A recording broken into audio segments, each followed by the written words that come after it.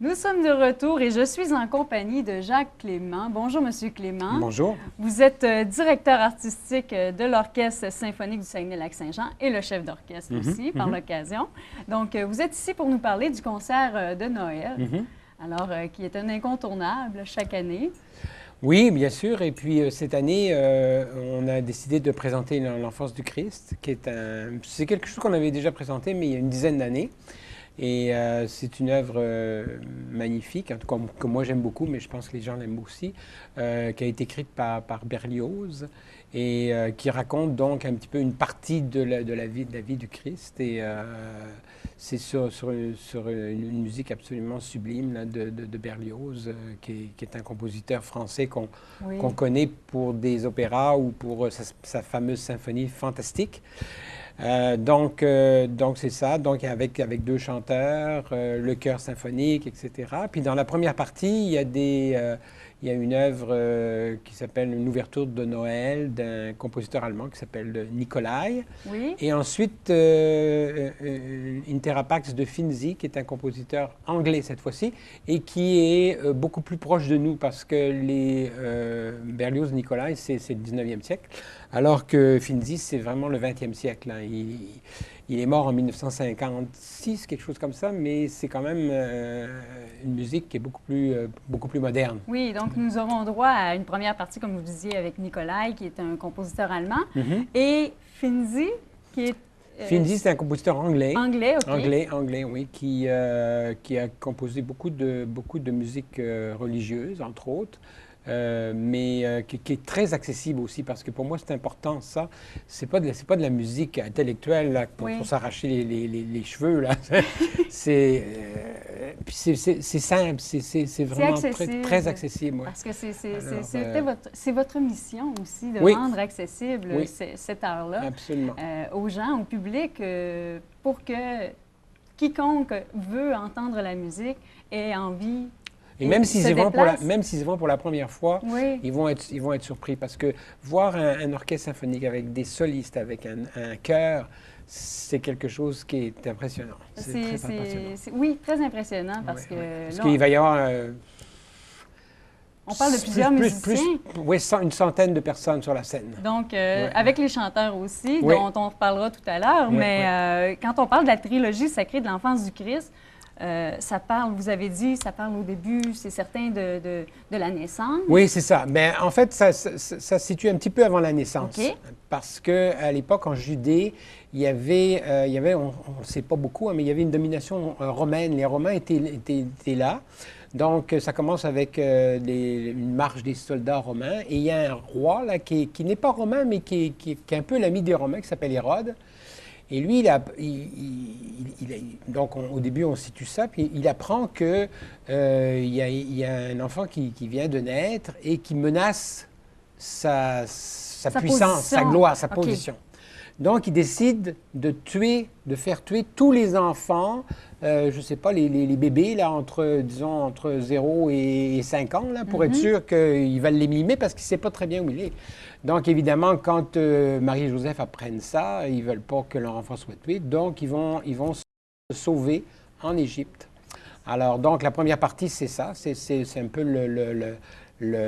on parle d'une l'inquiétude. C'est ça, quelque chose qui est un peu plus tumultueux. On parle, je cherchais tantôt les mots parce qu'on parle de songe d'Hérode, c'est intense, c'est dramatique. Oui, parce que Hérode, il est très inquiet, hein, pour aller jusqu'au point de tuer tous Et donc, les on enfants. va le ressentir dans les notes, on va le ressentir dans les jeux des musiciens aussi. Absolument. Et ensuite, on va vers une partie un peu Et ensuite, plus... c'est la fuite. Donc, il décide de fuir et il fuit dans le désert, là, etc. Donc, pas d'eau, pas de nourriture, etc. Et ils arrivent en Égypte, où là, ils ne sont pas très bien accueillis. Là. Il n'y a personne qui veut les accueillir parce qu'ils sont identifiés aux Juifs. Et finalement, il y a un père de famille qui est ismaélite, là, parce qu'il y a plein de branches. Hein, c'est des ancêtres des Arabes, mais qui ont un peu de sang juif. Donc, ils sont un petit peu plus ouverts et ils vont finalement être accueillis dans une famille ismaélite. avec toute la vie de famille. Il y a un petit trio avec 2 flûtes et harpes, comme on rentre dans une famille Oui, les ismaélite. flûtes, les harpes. Donc, on va Ouais. sentir un peu les notes plus légères, la sérénité aussi. Exactement. parce que- D'ailleurs, ça finit avec une berceuse où tout le monde va se coucher parce que finalement, et ils vont rester, dans l'histoire, ils vont rester 10 ans à Saïs. La ville s'appelle Saïs. J'ai vérifié, c'est une petite ville qui n'existe quasiment plus. OK. Mais ils vont rester 10 ans avant de retourner en Palestine. Donc, c'est tout.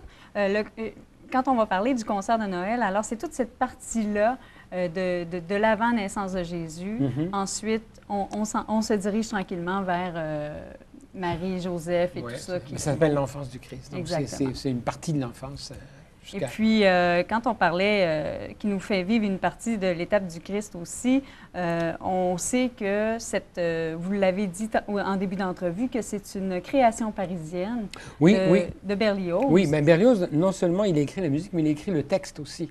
Parce que c'est en français aussi, c'est ça qui est intéressant, Oui. parce que il y a beaucoup d'œuvres, comme par exemple le Intera Pax qu'on va faire avant, bon, c'est en italien, excusez-moi, en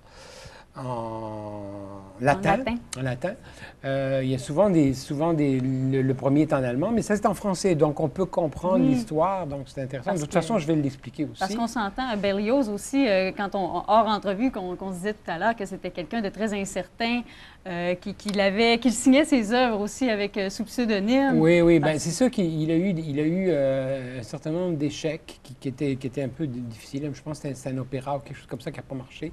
Donc, des fois, les auteurs, ils pensent que c'est parce qu'on leur en veut personnellement. Donc, en mettant un pseudonyme, ça permet de voir si c'est nous qu'on n'aime pas ou notre musique, là, finalement. Parce qu'il était assez révolutionnaire, Berlioz, là, pour son époque. Oui, il était avant-gardiste. Oui, il était avant-gardiste. Quoique, avec l'enfance du Christ, il revient avec quelque chose qui est plus calme, même au niveau des effectifs. Plus traditionnel, oui, si on veut. Oui, parce qu'au niveau des effectifs, Berlioz, il fait des choses gigantesques, monumentales, etc. Et qu'on pourrait d'ailleurs pas se permettre dans la région à cause des coûts. Mais l'enfance de Christ, c'est vraiment quelque chose, il revient avec quelque chose de très intime, de très tendre aussi. Alors, c'est de la très, très, très belle musique aussi. Et là, bien sûr, on aura les musiciens qui vont jouer ces amalgames de notes, mais on aura aussi des chanteurs. Oui, alors il y a 2 chanteurs parce qu'il y a d'abord Caroline Blau qui représente Marie, qui joue le rôle de Marie. Et puis, il y a Pierre-Étienne Bergeron. Lui, il a plusieurs chapeaux parce qu'il va chanter le rôle d'Hérode. Okay. Ensuite, il va chanter le rôle de Joseph. Et à la fin aussi, il y a un petit bout de rôle aussi du père, le père ismaélite qui va accueillir Joseph. Là. Donc, alors lui, il a plusieurs chapeaux, là, mais c'est dans les parties différentes. Donc, et quand on parle de Caroline Blau, elle est soprano. Oui, soprano. Et Pierre-Étienne est baryton basse. Là, donc, je pense qu'on va avoir droit à un beau concert de Noël, très complet. Oui, aussi, absolument. Hein? Oui. Puis, je voulais savoir, il y aura, ça on l'avait nommé aussi en première partie, le compositeur allemand et le compositeur anglais, mais est-ce que les billets sont tous vendus? Je ne penserais pas. Là. Je suis pas.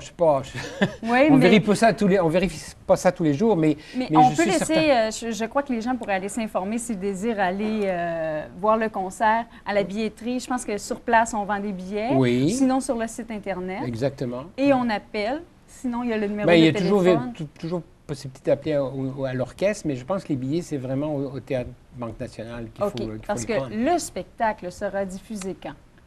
C'est dimanche après-midi, donc le 7 à 14 h. Et vous avez dit le Théâtre Banque Nationale. Donc, le lieu de diffusion, on rappelle la date, le 7 décembre, ce dimanche, à 14 h, au Théâtre Banque Nationale. Et on invite les gens à s'informer aussi pour les programmations prochaines, futures du Oui, on en a une au mois de février avec l'Arlésienne de Bizet, avec Marie Tifo. Là. Oui. Ça va être intéressant parce que c'est théâtre et musique. Là. Donc, Marie Tifo va dire des textes en rapport avec la musique. Et ça, c'est ensuite le Requiem de Mozart, ensuite un concert jazz aussi avec le Festival de jazz. Moi, je participe, je vais à quelques concerts lorsque c'est possible. Et puis, J'ai toujours beaucoup de plaisir. Vous faites des programmations accessibles au public. Je tiens à le préciser parce que pour une première fois, quelqu'un peut découvrir la musique, les musiciens et le chef d'orchestre aussi. Absolument. Alors, c'est notre objectif. Oui, eh bien, vous le remplissez très bien. Et puis, pour moi, ce fut un honneur de vous recevoir aujourd'hui. C'est un plaisir pour moi aussi. Alors, c'est ce qui conclut notre entrevue et au plaisir de vous revoir et bon concert demain. Merci beaucoup.